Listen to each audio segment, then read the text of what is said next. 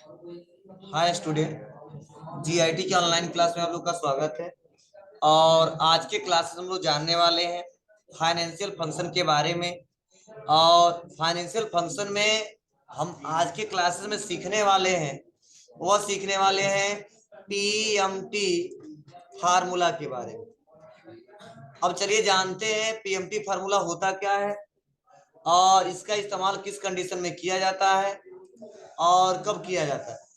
तो PMT function जो formula है एक फाइनेंशियल फंक्शन है जिसमें सबसे ज्यादा पीएमटी फार्मूले का इस्तेमाल करते हैं उस समय जब हमको ईएमआई कैलकुलेट करना होता है, चाहे किसी भी प्रोडक्ट का हमको ईएमआई निकालना हो। तो आज एक एग्जांपल के साथ पढ़ने वाले हैं कि कैसे हम लोग ईएमआई कैलकुलेट करते हैं, इसके लिए क्या प्रोसीजर है और कैसे कैसे फार्मूले का इस्तेमाल करेंगे, वह स्टेप बाय स्टेप जानने वाले हैं। जैसे फॉर एग्जांपल अगर हम कोई प्रोडक्ट खरीद रहे हैं और उस प्रोडक्ट का नाम है कार, ठीक है। अगर उस कार का जो प्राइस है वह है 5 लाख, तो होता क्या है सभी लोग के पास उतना पैसा रहता नहीं है कि वो 5 लाख रुपया में एक बार वो कार खरीद के लेके चले आए। तो हर एक कंपनी ऐसा सर्विस देता है कि आप जितना रेट है उसका कुछ पैसा आप जमा कर दीजिए और उसके बाद से जितने पैसे रहेंगे वो लोन अमाउंट रहेंगे और उसका मैं किस्त बना दूंगा, हर महीने आप किस्त जमा करते रहिएगा। ठीक है, तो ऐसी कंडीशन में जो किस्त बनाए जाते हैं, जो निकाले जाते हैं, कैलकुलेट किए जाते हैं, वो कैसे निकाले जाते हैं, तो वो निकाले जाते हैं पीएमटी फार्मूले से। तो यही हम लोग आज के क्लास में जानने वाले हैं। तो चलिए, जो प्राइस था 5 लाख रुपया था, जो हमने पेमेंट किया था, डाउन पेमेंट दे दिया था, वह दिया था हमने 3 लाख रुपया। या जो मेरा कस्टमर है जो कार खरीद रहा है उसका रेट था 5 लाख, जो पेमेंट उन्होंने किया था वह किया है 3 लाख, जो लोन अमाउंट बचा है वह बचा है 2 लाख। तो आपकी मर्जी, आप ऐसे माइनस करके एक ही बार लिख दो 2 लाख, या आप इक्वल करके, ठीक है, और सेलेक्ट करके माइनस का साइन लगा के माइनस करो। आपकी मर्जी कैसे निकालना चाहते हो। आप एक बार कैलकुलेशन करके भी लिख सकते हो और नहीं तो फार्मूले के सहारे लिख सकते हो। तो फार्मूले के सहारे अच्छा रहता है, क्यों? क्योंकि बाद में कोई वैल्यू चेंज करते हैं तो बार बार अपने आप ऑटोमेटिक वो चेंज हो जाता है, इसलिए करते हैं इक्वल और प्राइस जितना था उसको सेलेक्ट करेंगे, माइनस करेंगे जितना पैसा दे दिया और इंटर दबाएंगे, 2 लाख निकल के आ गया।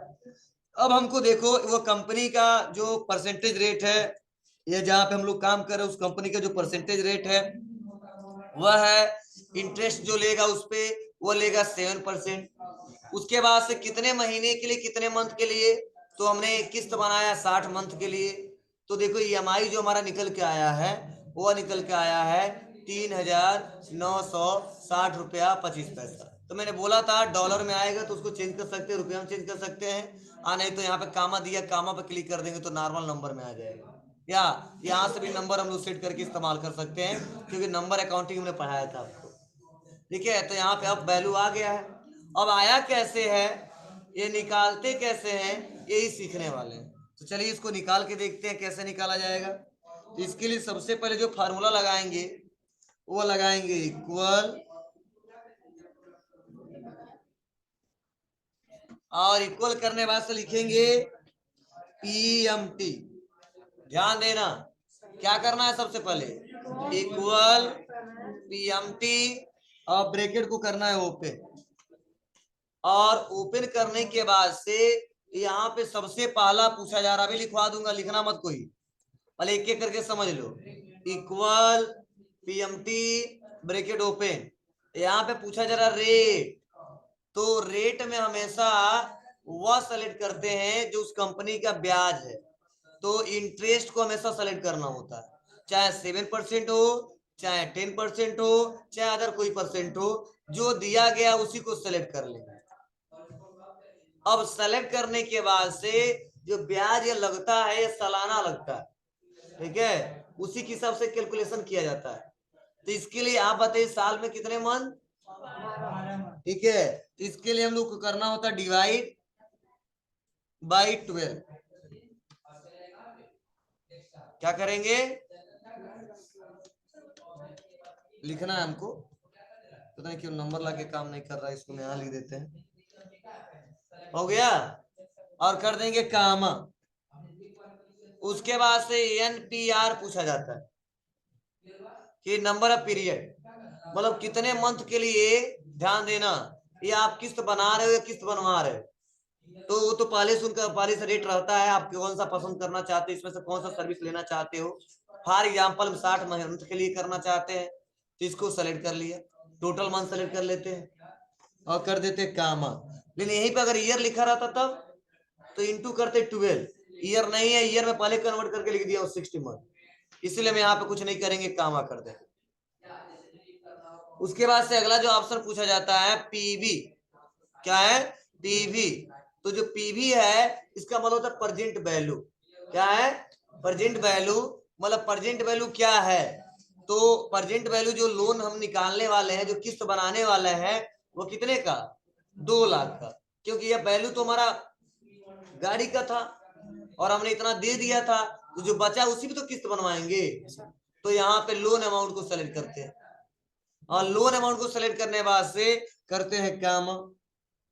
और कामा करने बाद से फ्यूचर वैल्यू एफ भी पूछा जा रहा है। टाइप तो कुछ नहीं करना है, बस कर देना 1। क्या करना है, 1। और 1 करने बाद कर देंगे ब्रैकेट को बंद और दबाएंगे इंटर। तो देखिए जैसे इंटर बटन दबाएंगे तो डॉलर में आ गया 3960, ठीक है, 25 पैसा।